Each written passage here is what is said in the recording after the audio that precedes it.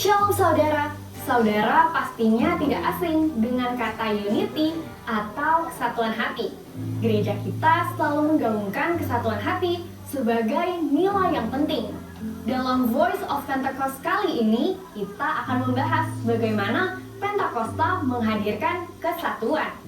Doa Tuhan Yesus untuk murid-muridnya sebelum diserahkan untuk disalibkan dalam Yohanes 17 ayat 1 sampai 26, khususnya pada ayat 20 sampai 23 menekankan bahwa Yesus ingin mereka tetap menjadi satu sesudah ia kelak naik ke surga. Tuhan tahu disunity merupakan tantangan yang akan dihadapi para murid. Perpecahan dapat terjadi karena perbedaan pandangan, latar belakang, suku, dan pekerjaan. Alkitab juga mencatat, murid-murid pernah memiliki perbedaan pandangan, bahkan ketika mereka masih bersama Yesus secara fisik. Maka tidaklah heran doa Tuhan Yesus sebelum penyerahan dirinya memiliki pesan unity.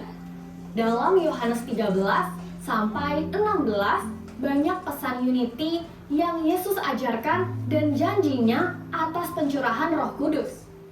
Ia juga memerintahkan muridnya untuk saling mengasihi dan melayani. Namun, semua ini dapat terjadi dengan tuntunan Roh Kudus. Tanpanya, unity di antara mereka dan generasi penerusnya tidak akan terjadi dengan mulus. Inilah mengapa Yesus mengajarkan tentang Roh Kudus dan perannya atas gereja. Roh Kudus adalah Allah dan menjadi sentral bagi murid-murid dan gerejanya untuk melakukan ajaran Yesus serta mewujudkan kerinduan hati Yesus akan kesatuan. Setelah kebangkitannya, Yesus mengingatkan para murid untuk menantikan Roh Kudus. Ia memerintahkan mereka untuk tinggal di Yerusalem dan dibaptis dengan Roh Kudus. Setelah menerima kuasa Roh Kudus, mereka akan menjadi saksinya di Yerusalem, seluruh Yudea, Samaria, dan sampai ke ujung bumi. Saudara, pencurahan Roh Kudus bukan saja memperlengkapi para murid, tetapi juga memampukan mereka untuk hidup dalam kesatuan. Kisah Para Rasul mencatat, setiap kali Roh Kudus dicurahkan, terjadi unity atau kesatuan. Mari kita perhatikan beberapa peristiwa tersebut. Yang pertama, pada hari Pentakosta, mereka yang menantikan pencurahan Roh Kudus mendapatkan baptisan Roh Kudus dan tanda awal berbahasa roh seperti tertulis di Kisah Para Rasul 2 ayat 1 sampai 4. Pandangan orang yang melihat peristiwa tersebut pastinya berbeda-beda. Namun, setelah Petrus menjelaskan ini adalah nubuatan Yoel yang digenapi, Roh Kudus bergerak di antara pendengarnya. Lalu, ribuan orang dari berbagai tempat dan bahasa bertobat, memberi diri dibaptis, dan bersatu. Yang kedua, Roh Kudus menuntun gereja untuk menunjuk 7 orang atas pelayanan jemaat. Mereka banyak melayani di luar tanggung jawab awal yang dipercayakan, bahkan kepada orang dan tempat yang sebelumnya tidak terpikirkan, seperti pelayanan Filipus di Samaria dan kepada sida-sida Ethiopia. Yang ketiga, Cornelius, seorang perwira pasukan Italia, menerima baptisan Roh Kudus dengan tanda awal berbahasa roh saat dilayani Petrus seperti tertulis di Kisah Para Rasul 10 yang menunjukkan anugerah Allah tercurah atas semua orang, sehingga tidak ada alasan bagi orang Yahudi Kristen dan Gentiles Kristen untuk tidak bersatu. Yang keempat, ketika terjadi perdebatan mengenai sunat di antara jemaat dan pemimpin gereja, diadakanlah sidang di Yerusalem. Dalam sidang itu, terdapat kesaksian tentang pencurahan Roh Kudus atas kaum Gentiles Kristen, dan karena tuntunan Roh Kudus, persoalan tersebut terselesaikan. Anugerah keselamatan bagi semua bangsa dinyatakan, amanat agung dilakukan dengan lebih kencang, dan kesatuan antar jemaat lokal bertambah kuat. Dengan demikian, Pentakosta membawa kesatuan. Di mana Roh Kudus dicurahkan, di situ terjadi pertobatan, pengertian mendalam akan firman Tuhan, dan tuntunan untuk gerejanya dalam berbagai hal. Paulus juga mengingatkan agar umat Tuhan tidak terfragmentasi seperti pandangan dunia, namun hidup sebagai satu kesatuan dalam Kristus.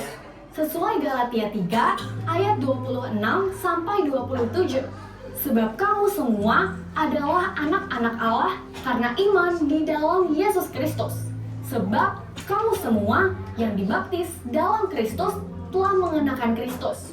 Dalam hal ini tidak ada orang Yahudi atau orang Yunani, tidak ada hamba atau orang merdeka, tidak ada laki-laki atau perempuan, karena kamu semua adalah satu di dalam Kristus Yesus.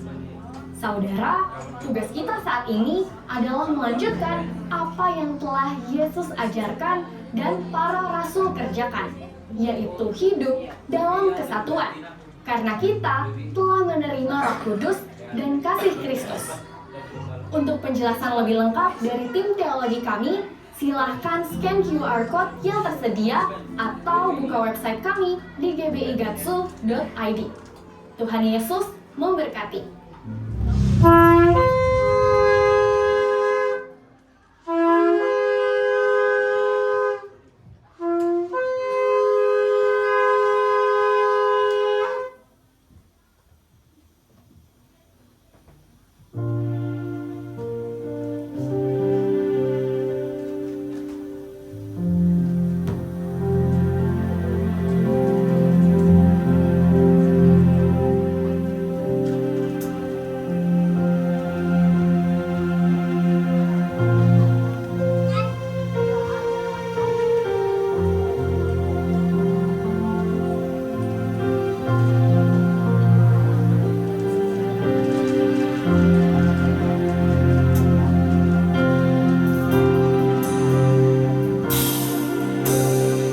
Sinar kemuliaan-Mu Bapa memenuhi di sekelilingku. Ku rasakan hadirat-Mu, Kau tenggelamkan jiwaku. Ku ingin tetap tinggal bersama-Mu.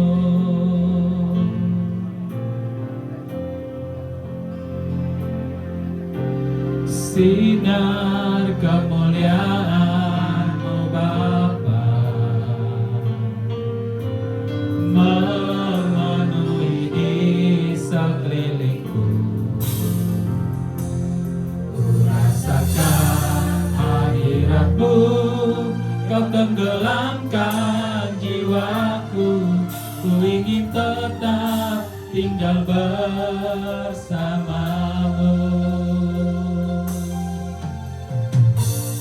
Ku ingin tetap di sini, menikmati bait-Mu. Ku ingin tetap di sini dan memandang indah wajah-Mu. Engkau sebagai lambang tiang doa, naikkan kembali pujian ini, katakan sinar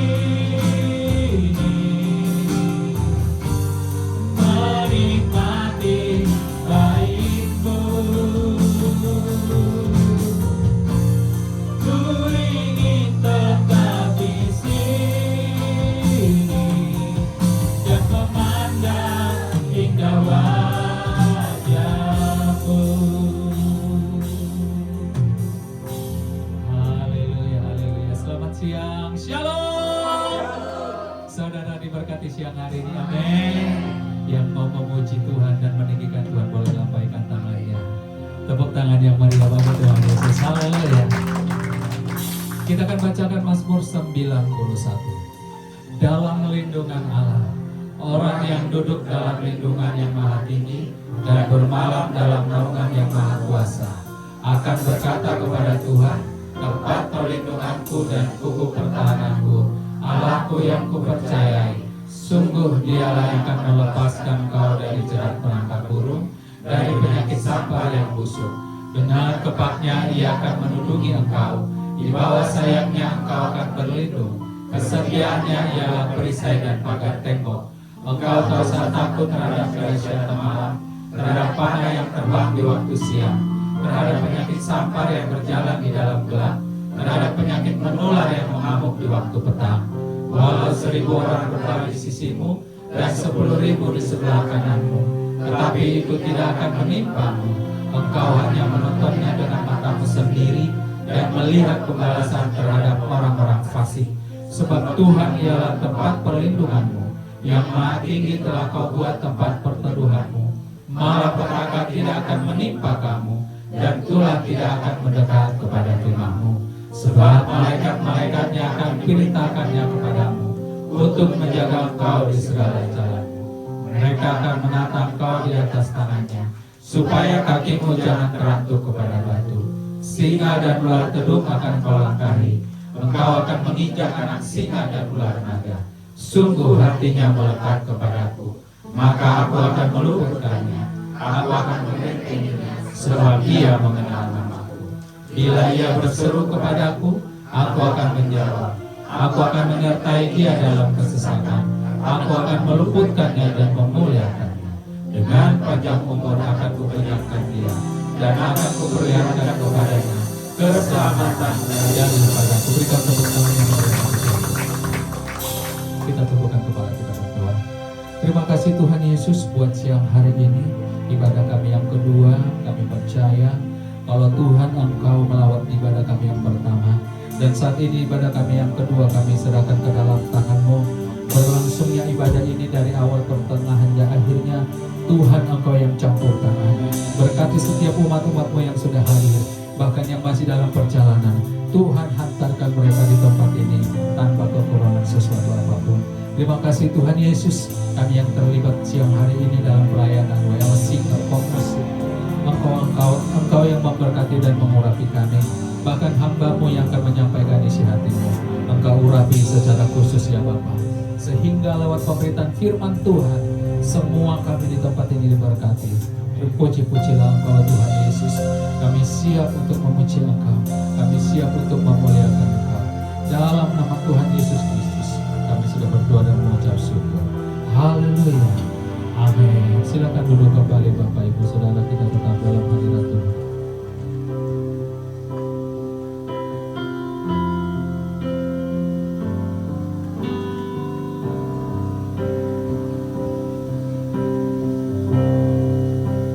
Sungguh besar setiamu, nyata di sepanjang hidupku. Darah-Mu telah layakkan kehidupanku.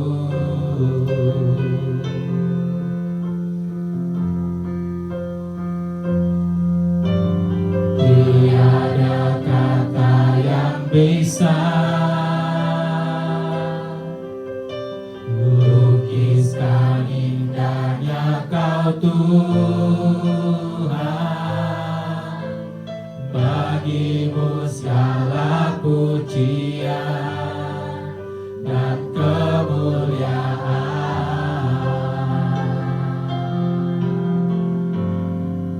Ku tinggikan Engkau Tuhan, melebihi segalanya, lebih dalam untuk menyembah dalam roh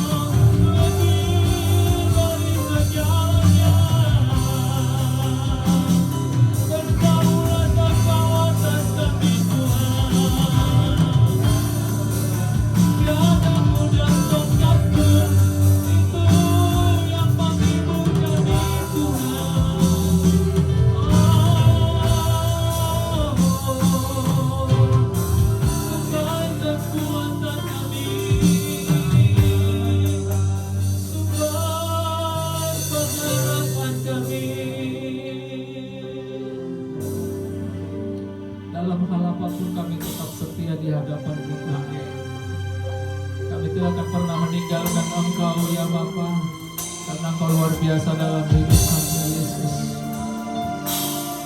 Mari angkat tangan kita bersama-sama Bapak Ibu Saudara. Kembali katakan pujian ini ku tinggikan. Ku tinggikan Tuhan melebihi segalanya, lebih dalam ku menyembah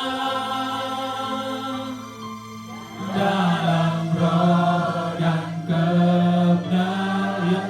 Biasanya katakan ku tinggikan Engkau Tuhan melebihi segalanya, lebih dalam ku menyembah dalam bersama-sama ku tinggikan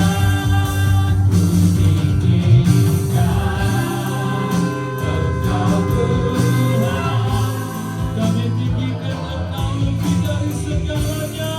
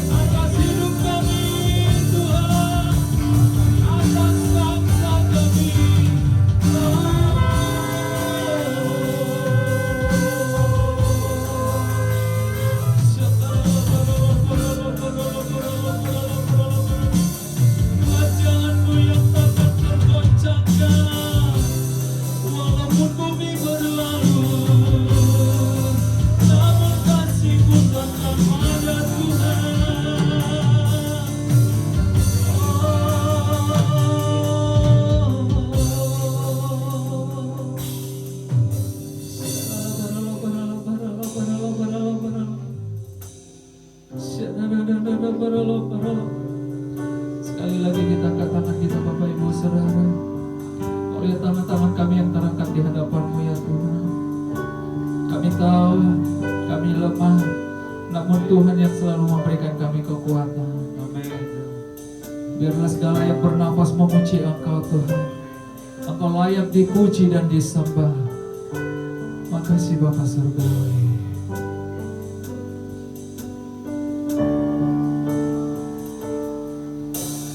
Layak dipuji disembah, Kaulah yang bertahta dulu, sekarang dan selamanya, Raja atas segala raja, namamu besar termulia.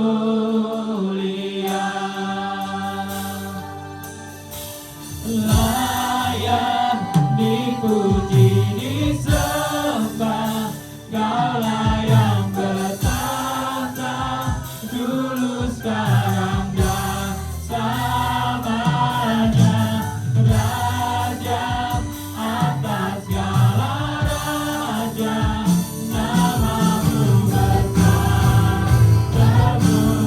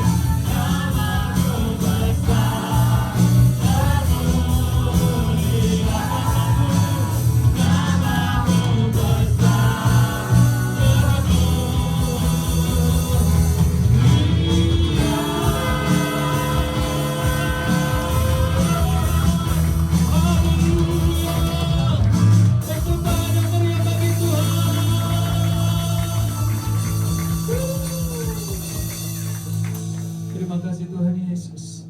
Setiap penyembahan kami sungguh berkenan di hadapan-Mu. Dan saat ini kami bersuka cita menari-nari, karena sukacita kami berasal daripada Tuhan sendiri. Terima kasih Tuhan. Dalam nama Yesus kami siap meninggikan Kau. Haleluya. Sama-sama kita katakan amin. Haleluya. Bapak Ibu Saudara boleh lihat tangan kiri depan belakang, katakan Shalom.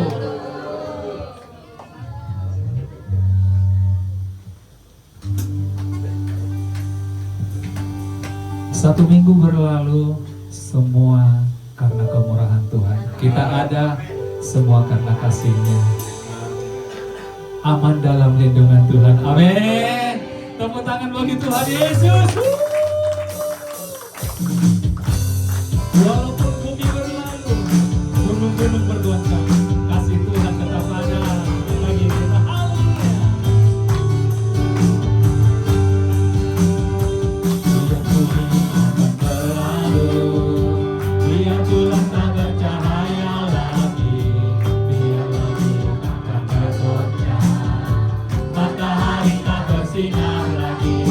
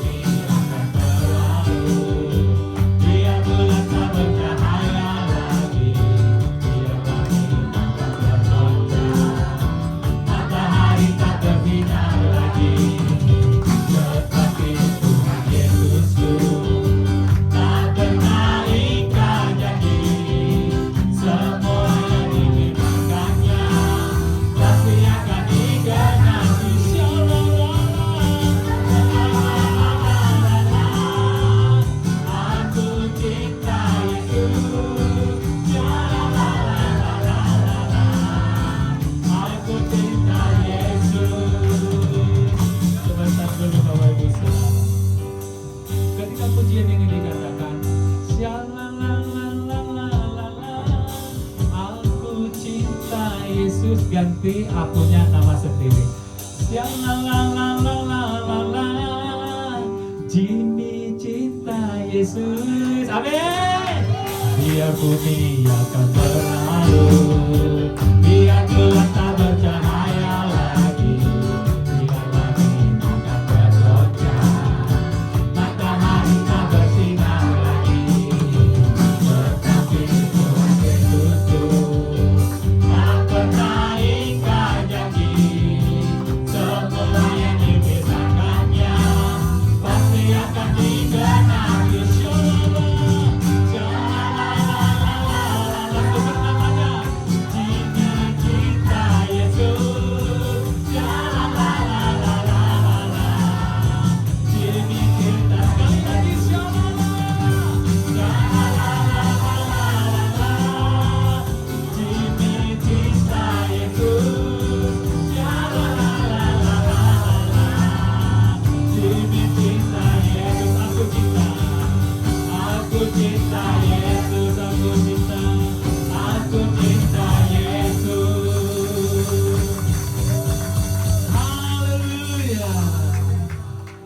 Orang-orang yang mencintai Tuhan Yesus tidak akan pernah meninggalkan dia.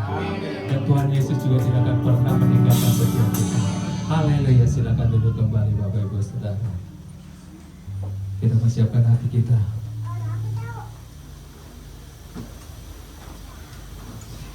Ya, kita akan mendengarkan firman Tuhan Bapak Ibu Saudara.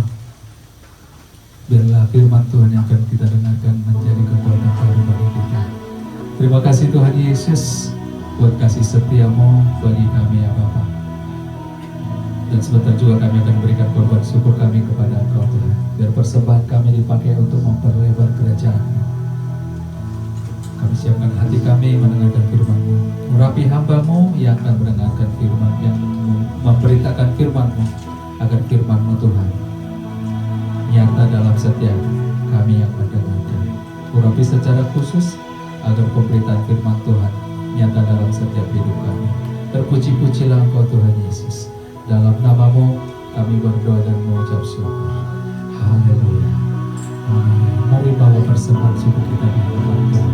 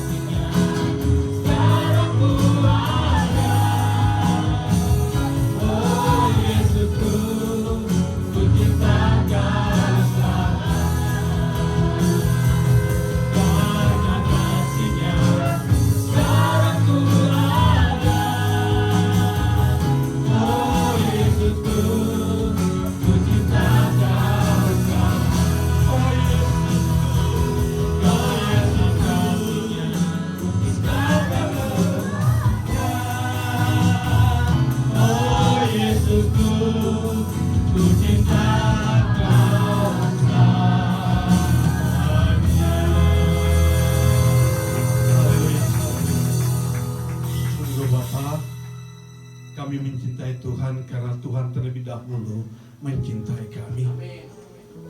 Biarlah ibadah kedua ini dalam lawatan penyertaan Tuhan. Karena kami percaya ibadah pertama Tuhan melawat, menjamah, sehingga firman yang taburkan boleh menjadi rema dalam kehidupan jemaat dan gereja. Hari ini Tuhan, kami berdoa biarlah damai, sukacita, kasih Tuhan menyertai kami, memberkati kami, sehingga firman yang kami sampaikan menjadi firman yang diberi kuasa untuk memperbarui hidup kami. Terima kasih Bapa, kami serahkan ibadah ini, kami serahkan penyampaian firman Tuhan ini dalam otoritas Tuhan. Ampuni salah dosa kami, roh hikmat, roh kudus, roh kebenaran yang akan menyampaikannya, sehingga kami yang mendengar kami boleh diperbarui hidup kami. Terpuji Tuhan, dalam Kristus Yesus kami berdoa syukur. Amin. Shalom, silakan duduk. Ini untuk WL kita, kebetulan namanya enak ya, Jimmy. Waktu bilang, syalalala aku cinta Yesus, saya mikir, saya nama James. Kalau saya bikin syalalala James kan enak. Akhirnya apa? James cinta. Jadi lagu ini membuat saya kembali ke masa lalu ketika di kampung dipanggilnya bukan James. Kalau potongan James itu susah. Tadi waktu nyanyikan shalalalalala James baru ketemu. Terima kasih, kita percaya dari hari lepas hari ada urapan, ada penceritaan Tuhan. Hari ini memasuki minggu kedua tak terasa, saudara-saudara. Kalau di gereja sudah mulai nih pembentukan panitia Natal. Perasaan kita baru berapa minggu loh lewat Desember. Tapi hari ini kita sudah masuk lagi untuk persiapkan hari Natal. Jadi waktu ini begitu singkat dan kita percaya mungkin dalam perjalanan pergumulan kita banyak kasih karunia berkat Tuhan, tapi tidak juga lepas mungkin ada persoalan, ada goncangan. Tetapi ketika hari ini saudara hadir di tempat ini karena Tuhan berkenan, karena Tuhan menyertai, karena Tuhan memberkati saudara-saudara. Bukan kuat gagahmu, bukan pemikiranmu. Engkau hadir di tempat ini karena Tuhan menghargai hidupmu, diberi kesempatan untuk beribadah. Hari ini kita berbicara tentang goncangan rohani unshakable. Khotbah goncangan yang membawa kepada kerajaan yang tidak tergoncangkan. Seluruh khotbah ini berbicara goncangan rohani yang melekat. Makanya lihat ada yang pusing ya. Gambarannya pusing, stres. Tahun ini kita banyak melihat ada pergumulan bagaimana konflik di Timur Tengah, Israel, Amerika dengan Iran berakibat kepada BBM naik, pergumulan naik, apapun naik sehingga beberapa komoditi yang kita butuhkan naik. Ini membuat kita tergoncang saudara-saudara. Tetapi kegoncangan rohani pun mungkin bukan itu. Di dalam keluarga saudara mungkin ada sesuatu yang kita bisa dapatkan. Lanjut, kita baca Ibrani 12 ayat 26-27. Ya. Waktu itu suaranya menggoncangkan bumi, tetapi sekarang ia memberikan janji, satu kali lagi aku akan menggoncangkan bukan hanya bumi saja, melainkan langitnya juga. Ayat 27, ungkapan satu kali lagi menunjuk kepada perubahan pada apa yang dapat digoncangkan, karena ia dijadikan supaya tinggal tetap apa yang tidak tergoncangkan. Ibrani ini diambil daripada perikop goncangan besar. Dalam perjalanan bangsa Israel, goncangan besar boleh dirasakan terutama ketika di Gunung Sinai. Tuhan dalam kekudusannya sedang menyatakan kuasanya sehingga bangsa Israel harus hadir dalam kekudusan. Kalau mereka tidak kudus, maka kematian. Itulah goncangan rohani. Tapi dalam perjalanan ada goncangan Gunung Sinai, goncangan kemudian yang kedua adalah bagaimana Yesus Tuhan yang datang menggoncangkan untuk lahirnya kerajaan Allah. Ayat ini bukan hanya berbicara tentang akhir zaman, tetapi juga tentang cara Allah membentuk kehidupan umatnya. Goncangan rohani ada 4 session saudara-saudara. Minggu lalu sudah, yang kedua unshakable. Terus Yang terakhir, yang ketiga, goncangan yang membawa pertobatan, dan terakhir bangkit dari goncangan. Jadi saudara-saudara untuk hadir setiap minggu supaya saudara dapat dikuatkan dalam pergumulan, dalam goncangan, dalam persoalan yang izinkan Tuhan ada dalam kita. Untuk apa? Untuk kita tahu bahwa di dalam goncangan, otoritas, kedaulatan Tuhan ada dalam hidup saudara. Dan goncangan itu ada bukan membuat saudara jatuh, tetapi membangun iman percaya saudara bahwa Allah menggoncangkan keadaan untuk menyelamatkan saudara. Banyak pergumulan seolah-olah kita bikin jatuh, tetapi kita tahu pencobaan-pencobaan yang kita alami adalah pencobaan biasa yang tidak melampaui kekuatan. Pada saat kita karena pencobaan, Tuhan akan berjalan, akan setia memberikan jalan keluar bagi kita. Begitu di Roma 8:28 ada apa dikatakan saudara? Bahwa Allah turut serta dalam segala sesuatu untuk mendatangkan kebaikan bagi mereka yang dikasihnya, mereka yang dipilih sesuai dengan rencana.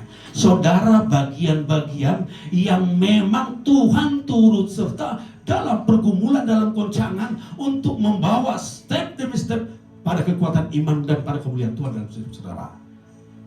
Lanjut, latar belakang kitab Ibrani ini, kitab Ibrani tulis kepada orang-orang Kristen Yahudi yang sedang mengalami tekanan, penganiayaan dan pencobaan sehingga muncul godaan untuk kembali kepada sistem lama.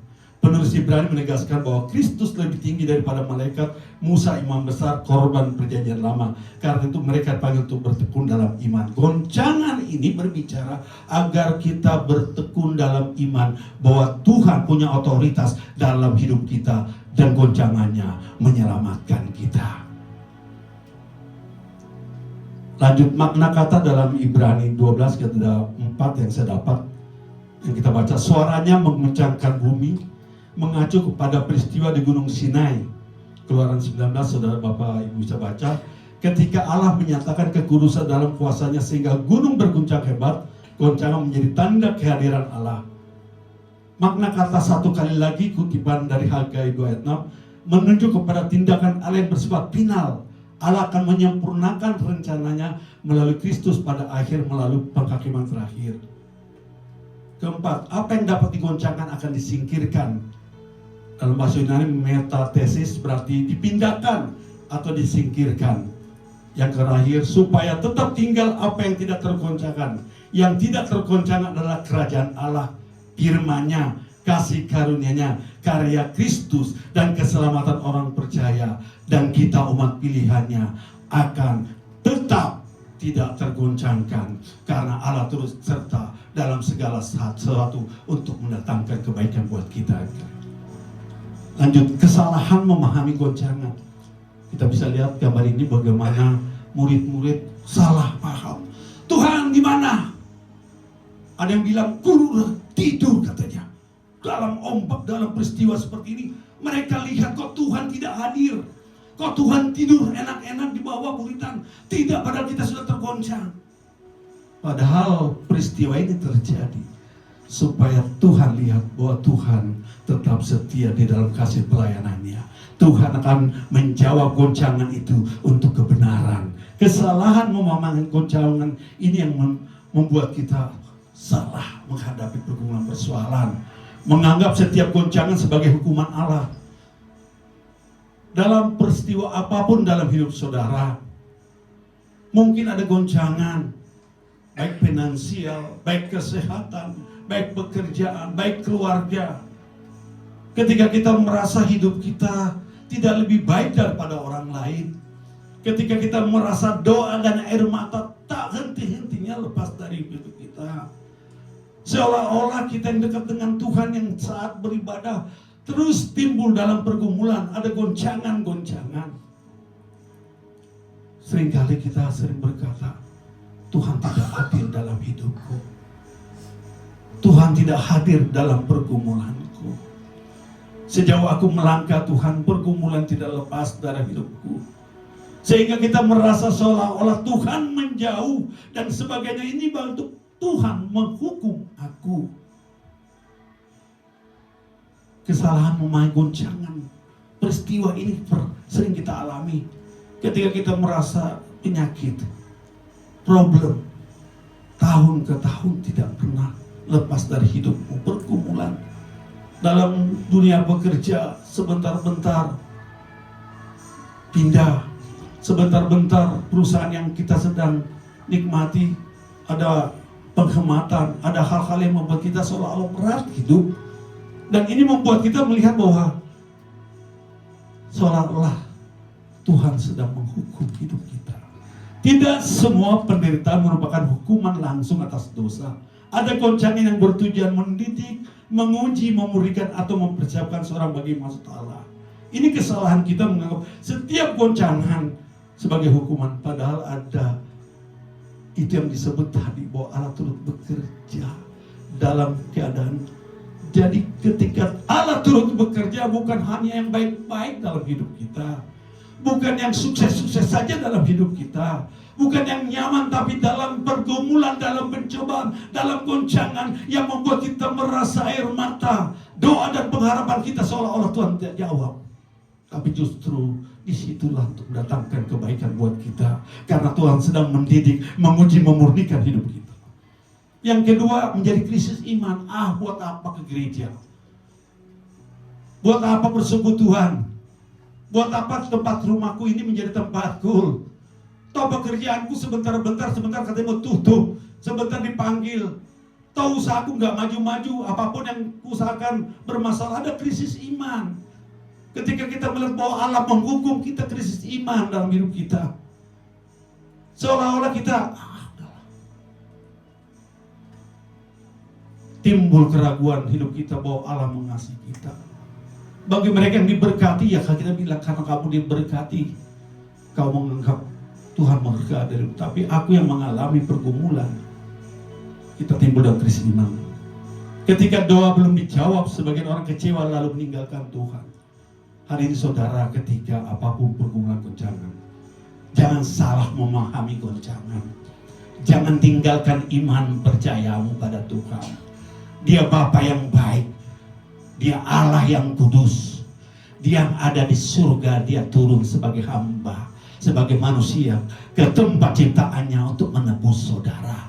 Karena bagi Tuhan, saudara berharga di matanya. Saudara menjadi rencana yang mulia dalam hidupnya. Dia serahkan dirinya untuk menebus, menyelamatkan saudara. Ketika ada goncangan ini saudara, jangan krisis iman. Ketika seolah-olah doa belum dijawab, Anda lepaskan iman percaya Anda.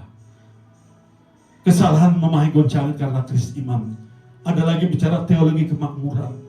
Seolah-olah kalau kita sudah dekat dengan Tuhan dalam pelayanan, semua berkat. Saudara, 12 murid Tuhan, mereka tidak diberkati dalam finansial, dalam kesehatan. Mereka diberkati dalam pelayanan. Mereka menderita. Dan 12 itu setelah Yudas mati digantikan Matias. Mati dalam perjuangan menegakkan kebenaran. Berkat bagi mereka ketika mereka tahu siapa Tuhan yang mereka sembah. Dia tahu Tuhan yang datang dan dia tahu Tuhan yang berkuasa, karena di depan mata mereka dia lihat Yesus naik ke surga, sehingga dia tahu kepada siapa dia melayani. Teologi kemakmuran yang menyatakan seolah-olah hidup saudara diberkati, maka saudara penuh kasih urapan. Bukan itu.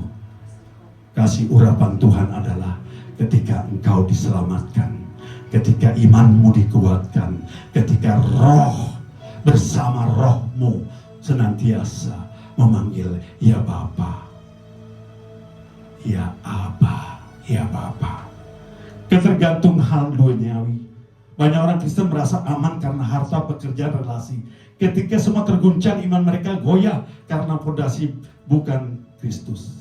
Kelima, krisis moral spiritual gereja. Goncangan zaman juga tampak dari kompromi terhadap dosa, penyalahgunaan kekuasaan, melemahnya kehidupan doa. Semoga menjadi panggilan bertobat. Gereja pun mengalami goncangan-goncangan. Ketika dalam satu gereja, gereja tidak bisa membedakan kebenaran, kesetiaan, kekudusan, dan tidak bisa ditegakkan. Dan saya percaya gereja ini akan diurapi Tuhan ketika gereja ini dibangun dalam kekudusan dan kebenaran. Sebab Allah kita kudus dan benar. Kalau gereja ini dibangun dalam kekudusan kebenaran, berkat Tuhan ada. Banyak kita lihat gereja-gereja lain berlomba-lomba dibesarkan dengan menggunakan cara-cara duniawi, sehingga dia kompromi dengan duniawi. Tetapi kalau gereja ini berdiri atas kebenaran kekudusan, saudara lihat, kuasa Tuhan bisa menjangkau tempat ini. Kanan kiri depan akan diperbesarkan, karena di tempat ini kekudusan, kebenaran, ketaatan, kesetiaan ada. Memahami goncangan supaya krisis moral baik di gereja, baik hamba Tuhan, baik bekerja, boleh Anda tidak salah. Kebenaran kekudusan itu adalah sesuatu. Jadi jangan kompromi dengan dosa. Kadang-kadang kita tergoncang ya, aduh bagaimana nih untuk besok gereja ini dari penghasilannya kurang memenuhi, sehingga kita pakai segala cara. Saudara-saudara, gereja pun sudah menjadi tempat yang memang perlu tanda kutip. Ketika di satu tempat di daerah NTT, gereja menerima CSR, bantuan dana bersifat TPP, tindak pidana pencucian uang. Di daerah Sulawesi pun mengalami seperti itu. Karena kita lihat kompromi terhadap dosa itu menjadi mengganggu. Karena mereka butuh dana, kayak yang mereka terima dana itu gak tahu dana itu datang daripada ketidakbenaran. Dan kita berdoa gereja ini tetap dalam kebenaran kekudusan. Jangan terkontaminasi karena goncangan. Dan saya percaya tangan Tuhan, kuasa Tuhan lebih besar daripada goncangan. Sehingga gereja ini boleh bertumbuh, boleh dipakai Tuhan untuk kemuliaan ketika gereja ini dibangun dalam kebenaran dan kekudusan. Memahami goncangan secara teologi, berakar dalam firman Tuhan. Mazmur 119:105, firman-Mu pelita bagi kakiku dan terang bagi jalanku. Yesus 1 ayat 8, janganlah engkau melupakan perkataan kitab Taurat ini, tapi renungkanlah ini siang dan malam, supaya engkau bertindak hati-hati sesuai dengan segala tertulis dalamnya. Sebab dengan demikian perjalananmu akan berhasil, engkau akan beruntung. Berakar dalam firman Tuhan, saudara-saudara. Kegoncangan memang luar biasa dalam kehidupan kita, dalam hidup ini.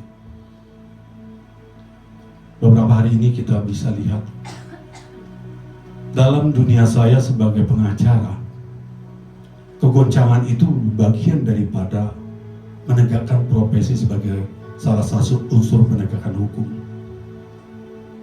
Kita lihat kemarin, yang kita lihat baik, tidak tahunya ada pergumulan dengan kepercayaan. Sehingga yang kita lihat tadi on the track dalam penegakan hukum, kita berharap sama dia, tetapi terbongkar. Dan ini kita percaya ada maksud Tuhan yang luar biasa, sedang membukakan hal-hal yang tidak berkenan di dalam bangsa dan negara kita ini. Ketika firman Tuhan berakar di dalam anak-anak Tuhan, maka terang bagi kaki kita, bagi jalan kita. Apa yang kita lihat kemarin-kemarin? Kita hanya lihat, waduh, terguncang kita, saudara-saudara. Saya sebagai salah satu sebagai pengacara, betapa sulitnya hidup kudus dan benar, terutama pejabat di dalam negara bangsa ini. Kita pun sebagai hamba Tuhan juga betapa sulitnya ketika mamon, kekuasaan, kewenangan ada dalam bagian pergumulan hidup kita. Karena untuk naik dalam jabatan struktural pemerintah, tanda kutip, tidak mungkin tidak ada sesuatu. Baik dari kedekatan politik, nepotisme, dan keuangan. Sehingga ketika kita duduk di sana, hanya karena firman Tuhanlah kita bisa kuat dan benar.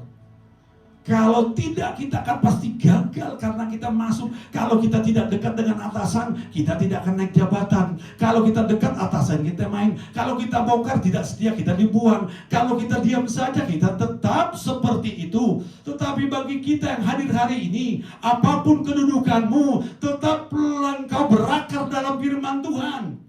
Firman itu akan membukakan jalanmu, membuat terang hidupmu, dan membuat kamu tidak terantuk. Di dalam pelayanan pun demikian, saudara-saudara. Kalau firman Tuhan tidak berakar, kita bisa gagal dalam hidup. Bukan kebetulan firman berkata, pelita bagi kakiku dan terang bagi jalanku. Sebab firman ini akan memproses menjadi rema dalam hidupmu. Dan roh Allah yang ada dalam hatimu melalui firman yang kau baca. Jangan. Sebagai pengacara saya mengalami hal demikian. Dari mulai proses mendaftarkan, semua sudah bicara uang, sampai proses menunggu keputusan. Kita bisa lihat supaya menang minta angka. Tetapi kita hindari itu apapun terjadi. Dan proses seperti itu tidak mudah. Di dunia pekerjaan tidak mudah. Di dunia apapun tidak mudah. Hanya satu kekuatan kita ketika kita taruh firman itu dalam hati kita. Itu akan menjadi pelita dan terang bagi jalan kita. Sehingga Matius 7:24-25, setiap orang mendengar perkataanku ini dan melakukannya, ia sama dengan orang bijaksana yang mendirikan rumahnya di atas batu. Kemudian turunlah hujan dan datanglah banjir, lalu angin melanda rumah itu. Tetapi rumah itu tidak rubuh sebab didirikan di atas batu. Artinya kita yang mendengarkan firman Tuhan, yang hidup punya relasi, yang menjadi firman itu berakar dalam hidup kita. Kita seperti sedang membangun rumah yang di sana. Artinya ada kekuatan Tuhan. Di sana kita boleh bijaksana. Rumah di atas batu. Ada persoalan, ada pergumulan, ada goncangan. Karena kita melekat dengan Tuhan. Firman itu menjadi pelita, terang bagi jalan kita. Kita punya fondasi iman yang dibangun di atas batu yang kuat. Angin, goncangan, hujan apapun terjadi, kita tidak akan pernah rubuh dan goyah. Karena kita membangun dalam kebenaran, dalam kuasa Tuhan, dalam firman. Berakar dalam firman Tuhan. Saudara, dalam proses perjalanan menghadapi pergumulan, persoalan, penyakit, apapun yang kau alami, tetaplah berakar dalam firman Tuhan. Supaya tuh firman itu yang berkarya dalam hidupmu, yang menguatkan hidupmu, yang melawan semua pergumulan, persoalan, menjadi jalan keluar bagi hidupmu. Maka kau akan menang. Yang kedua, memelihara kehidupan doa dan penyembahan. Gereja kita DNA-nya doa, pujian, penyembahan. Ketika mulutmu, hatimu, pikiranmu datang dalam kehidupan doa, penyembahan, maka saat itu juga kuasa doa penyembahan menjadi bagian daripada kehidupanmu.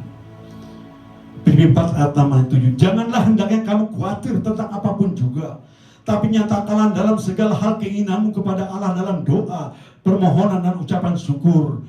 Damai sejahtera Allah yang melampaui segala akal akan memelihara hati dan pikiranmu dalam Kristus Yesus. Jangan terlalu khawatir dengan goncangan, dengan apa yang kita butuhkan ke depan. Toh kalau kita sudah memasuki 40-50 sudah tahu kita. Dari mulai kecil sampai sekarang kita berada pasti banyak pergumulan. Tapi hari ini saudara berkemenangan. Karena apa? Karena kita tahu ada Tuhan. Karena itu kita hidup dalam doa dan penyembahan.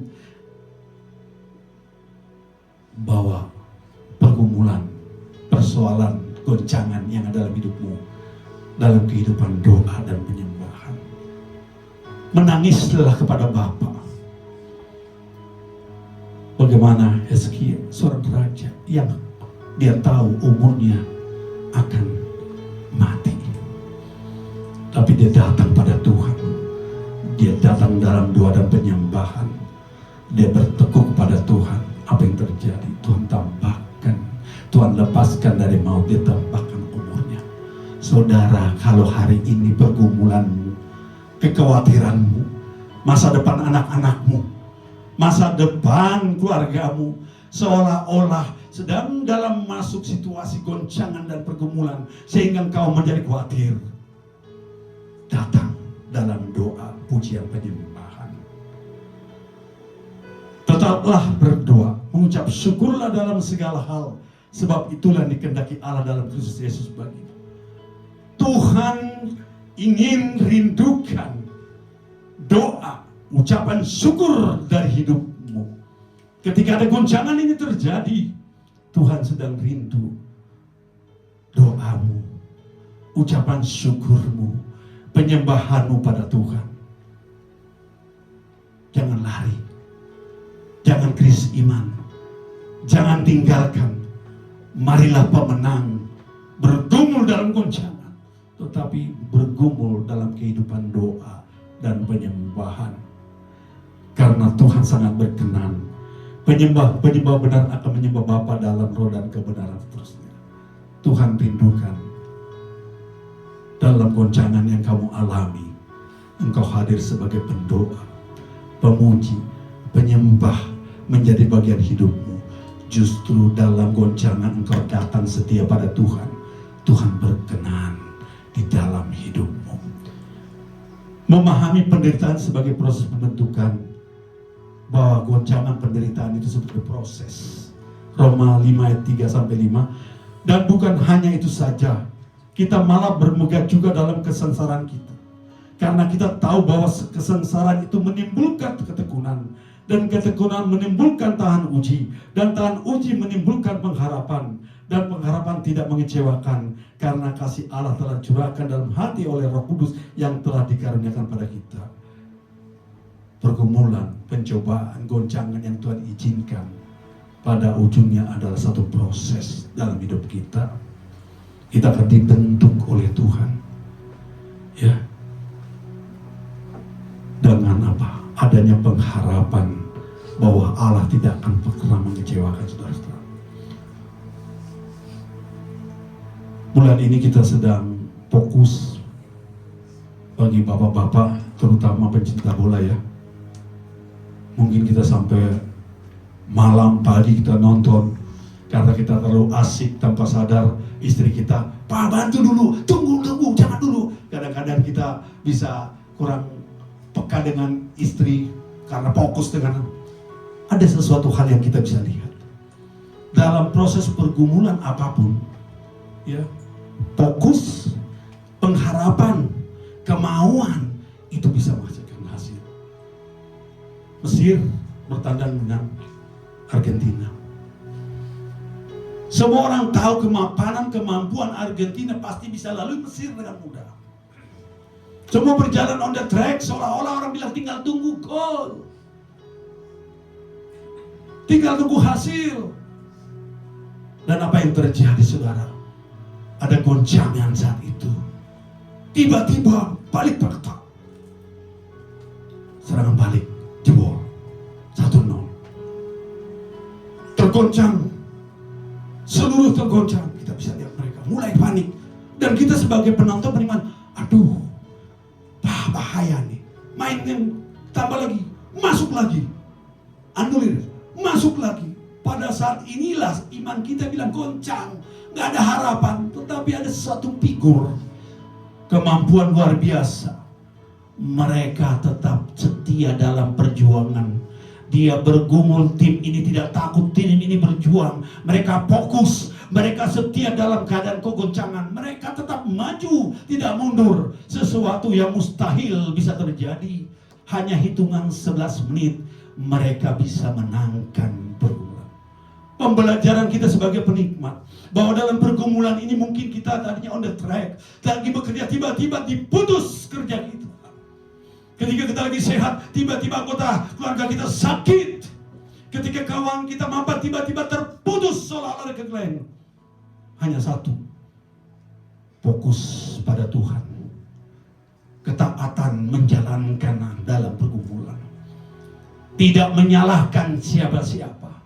Mereka fokus untuk bertanding, kita fokus untuk menyelesaikan. Maka bagi dunia mustahil, tapi bagi Tuhan tidak ada mustahil. Ini perlu kita belajar. Kemungkinan tetap menjadi pengharapan kita. Dunia boleh menganggap kita gagal, tetapi yang membuat kita gagal ketika kita jatuh dan tidak mau bangkit kembali.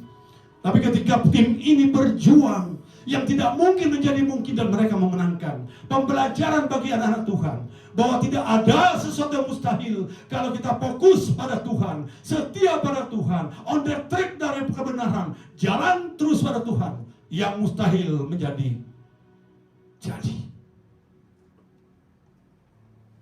Karena kita tahu proses ini membentuk kita sehingga kita akan lebih kuat ke depannya. Sehingga kita tahan uji. Ya, kita akan menjadi orang-orang bertekun dalam kehidupan. Goncangan sebagai maksud pembentukan diri kita. Memegang pengharapan akan kerajaan Allah.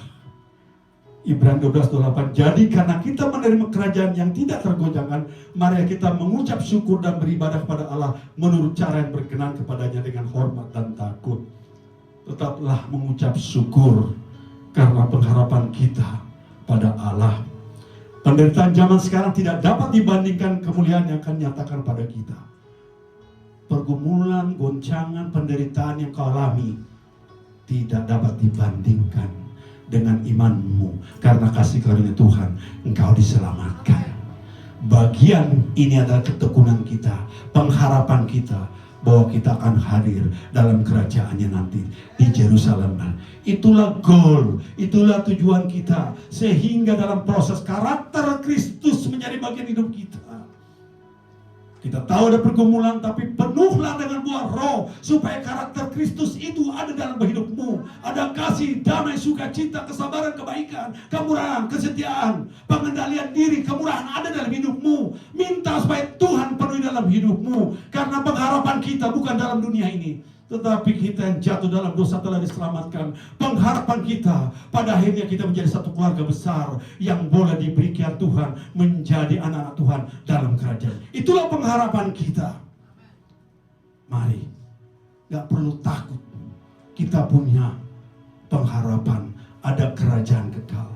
Sebab ketika kematian itu mau bagi anak Tuhan, kematian adalah pintu untuk masuk dalam kerajaan Allah.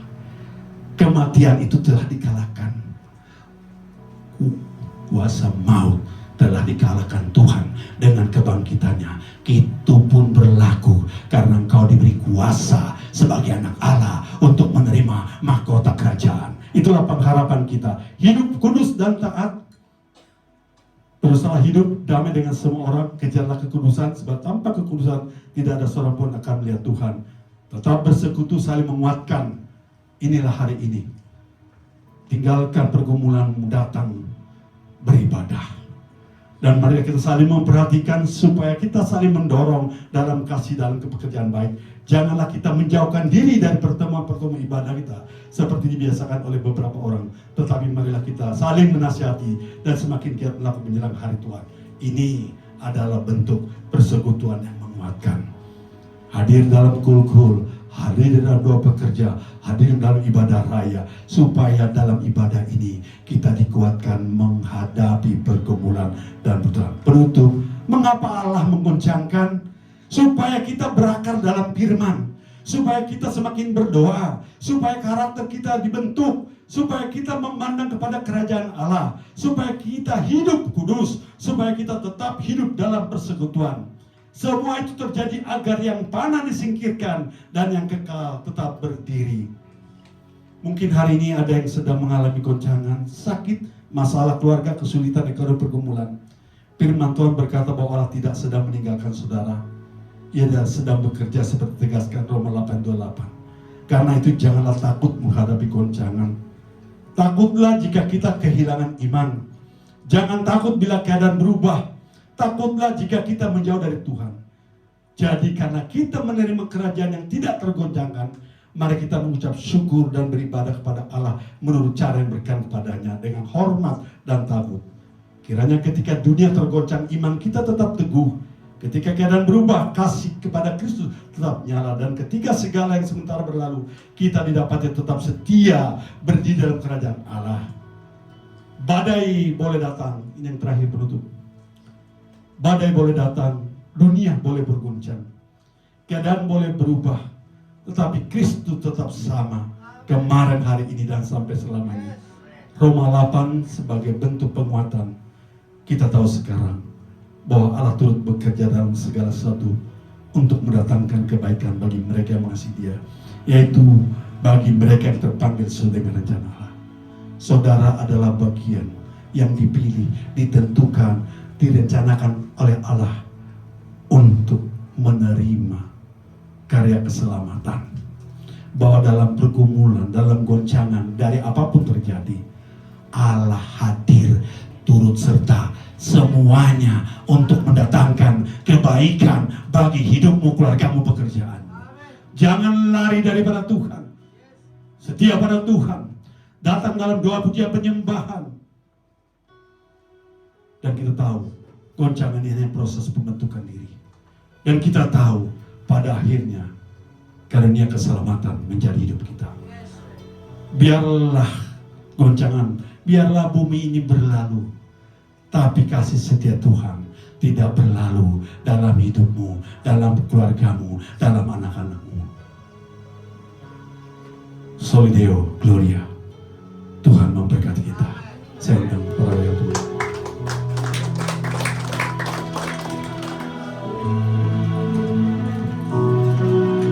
Ku bersyukur buat kasih-Mu menyelamatkan hidupku. Oh Yesus, Tuhan dan Rajaku. Dengan apa akan ku balas anugerah-Mu yang ajaib? Biarlah hidupku selalu menyenangkan hati-Mu. Ku bersyukur, sekali lagi, ku bersyukur buat kasih-Mu menyelamatkan hidupku. Oh Yesus, Tuhan dan Rajaku. Dengan apa akan ku balas anugerah-Mu yang ajaib? Biarlah hidupku selalu menyenangkan. Sampai ini saudara, betapa kagum ku melihat perbuatan tangan-Mu, ajaib dan mulianya kuasa-Mu nyata dalam hidupku. Sungguh ku tak dapat mengerti besarnya karya-Mu. Oh indahnya, oh herannya, betapa kagum ku melihat perbuatan tangan-Mu, ajaib dan mulianya kuasa-Mu nyata dalam hidupku. Sungguh ku tak dapat mengerti besarnya karya-Mu. Oh indahnya, oh herannya, oh betapa, katakan dengan iman, kami kagum kepada-Mu perbuatan-Mu yang ajaib dalam hidup kami, dalam pergumulan, dalam persoalan. Nyata kasih-Mu dalam hidup kami. Kami tidak coba berkata selain mengucap syukur masalah yang kata lain.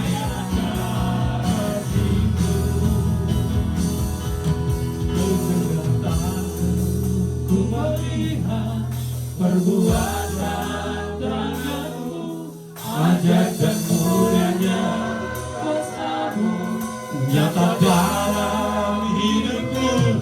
Sungguh ku tak dapat mengerti besarnya karya-Mu. Oh indahnya, oh indahnya, oh indahnya, oh indahnya, oh indahnya. Sekali lagi, oh indahnya, oh indahnya, oh indahnya.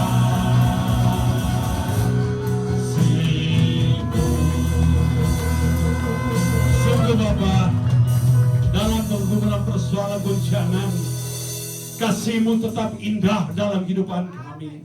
Karyamu lebih mulia dalam hidupan kami. Engkau tetap ada dalam bagian pergumulan kami. Kami ucap syukur Bapa, kalau hari ini kami dikuatkan bahwa Allah ada dalam pergumulan kami, bahwa Engkau telah menyelamatkan kami. Itu lebih besar dari pergumulan goncang dalam hidup kami. Kami serahkan perjalanan hidup kami. Biarlah Tuhan menyertai, melindungi, memberkati hidup kami, keluarga kami, anak-anak kami, pekerjaan kami. Dan ajar kami tetap taat dalam firman. Ajar kami dalam doa pujian penyembahan. Dan ajar kami Bapa untuk datang kepada Tuhan. Kami telah selesai menyampaikan. Biarlah Bapa sendiri yang menjadikan firman-Nya rema dalam hidup kami. Dalam Kristus Yesus kami berdoa dan bersyukur. Amin. Silakan dulu saudara.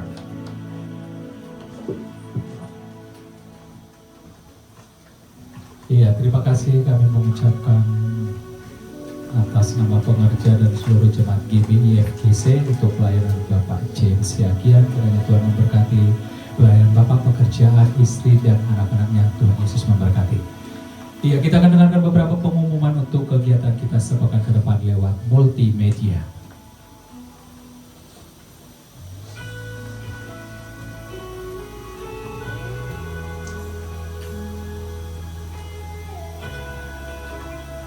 Shalom jemaat Tuhan. Kiranya Tuhan memberkati kita semua. Untuk minggu ini kita belajar tentang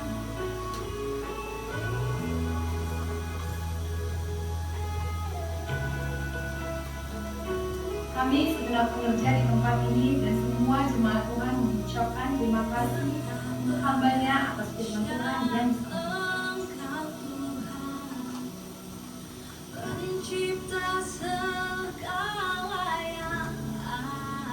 berikut kami akan sampaikan pengumuman Berikut jadwal ibadah sepekan. Ibadah raya minggu diadakan 2 kali ibadah. Ibadah pertama pukul 9 pagi dan ibadah kedua pukul 11 siang. Setiap ibadah disertai dengan ibadah sekolah minggu.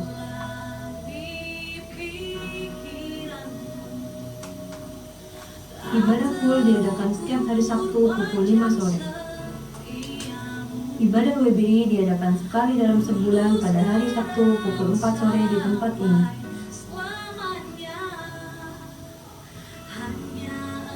Menara doa setiap hari Senin sampai Sabtu di tempat ini dan terbuka bagi semua jemaat Tuhan. Badminton PBI Sport diadakan setiap hari Kamis pukul 8 malam, bertempat di Gor Metelan Cibitung. Bagi yang menabur untuk persembahan dan persepuluhan, Bapak Ibu bisa mengirimkan lewat e-wallet atau e-banking ke rekening gereja dengan nomor 5222 4436 61 atas nama GBI FGC.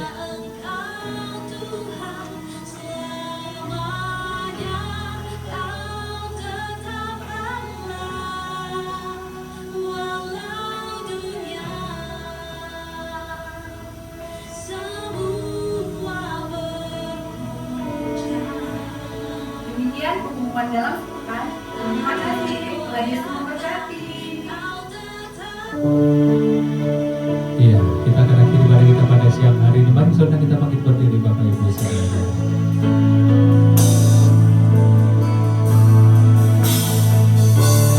All my life you have been faithful. All my life you have been so good.